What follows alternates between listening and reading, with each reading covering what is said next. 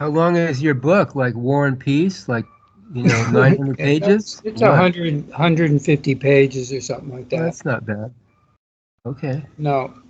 Um, but it was written 20 years ago, so when I said that all the new people that were coming together to sing New You, in the book, we're singing, it's you, and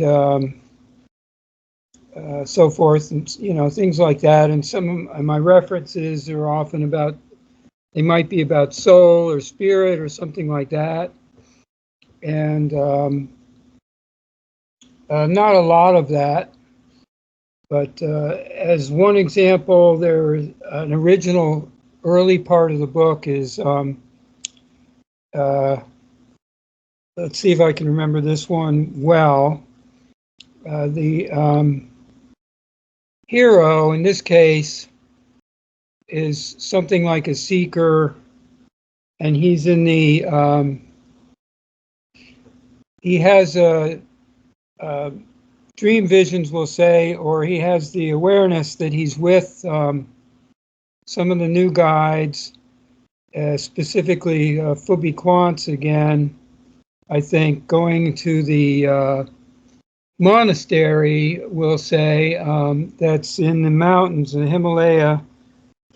And this came from a dream vision that I had where I was with, or was one of these two characters. One was Yogananda, I believe, and the other one was Rabindranath Tagore, who was a poet, Persian or uh, Tibetan or Indian or what have you.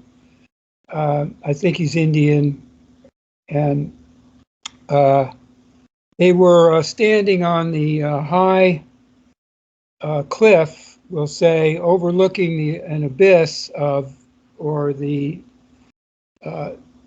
abyss below of the mountainside, and they were as high as they could go.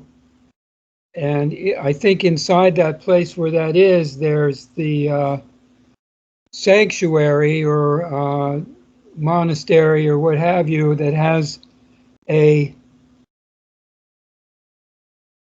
mandala, so to speak, painted on the ceiling, something like the original that was listed in the book, The Spiritual Notebook, of the 12 levels or the 12 religions and ways which are all together in the all is in the one, and each of these has its spark and its isness, whatever, but they were all just the 12 respects of this.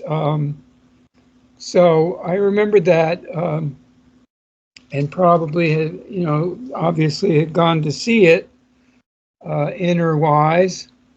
And so that was a long time ago, but it was part of this vision of seeing myself with maybe I was with the poet, or I was the poet and I was with the Yogananda, or something like that. Doesn't really matter the character names because it's really just the real self of myself and another real self of someone who has is a representation of that, of the new guide or what have you, like that.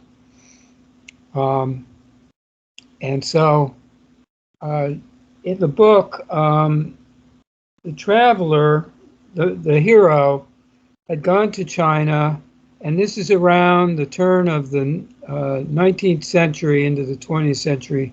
That's 1900. When China, there was a specific event going on, a rebellion, I think called Boxer Rebellion. And so this was somehow related to the people really wanting to have a much higher spiritual grasp or attainment. sharing. But it was this in general was being resisted by the powers that be and the economic and international forces of possession and control and dominion. Like English Empire and China were in conflict. It had something to do with the building of Hong Kong, like that, which was taken over by the British, and for the 100 years until the Chinese finally took it back very, very recently. So I had the hero was in the mountains, whichever, Hindu Kush or whatever as the story goes, and or as the visions of the Ekankar, so to speak, or the new guides, places there, temples or what have you.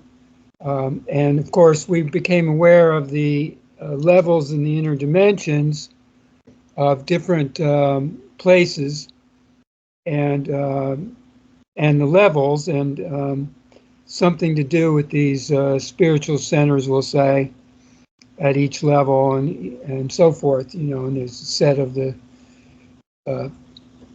masters, new guides, that is, like Gopal Das, Shams Tabriz, and so forth. Toart Menaji, African style, and so forth, one for each. So the hero had this vision, and then he travels across and gets on the and takes the voyage from China, Hong Kong, back to the civilization of the East, of the West rather, and that was original, supposition. And I'm not remembering the whole vision that this hero had, but it has something to do with the entire story of the book, ESTINY, ESTIRY, saga, epoch, and also it was opening these dimensional relations that have to do with the Lemurians and the Atlanteans, I think following Lemurians. And so now we have a current events where the Lemurians are part of the group that wants to come out from underground. And there's a movie I just saw, or was presented to me, Aquaman 3, I think it is. It's not very good, but they do present this, that he is relating with these races, especially the oceanic, being Atlantis and Lemuria, and bringing it up to present day, where there is even though it's against their laws, the Atlanteans are resisting Aquaman's supposition to reveal the Atlantean, called it a base, but it's their underground or inner oceanic village or city, and land, space. So this comes up to something that's actually happening, or is a possibility of happening, so that there's some form of a portal or doorway in the North Pole. And that's very similar to the part that happened later in the Exodus books, the part about the Castle Keep and the fisherman and the princess and their daughter, who become later reincarnated in New York and are part of 9/11 and those events that I described in the next chapter. It brought something of all these relations with my own family and my own history stuff that's interrelated, and that's how it kind of got put together. So the first part with this seeker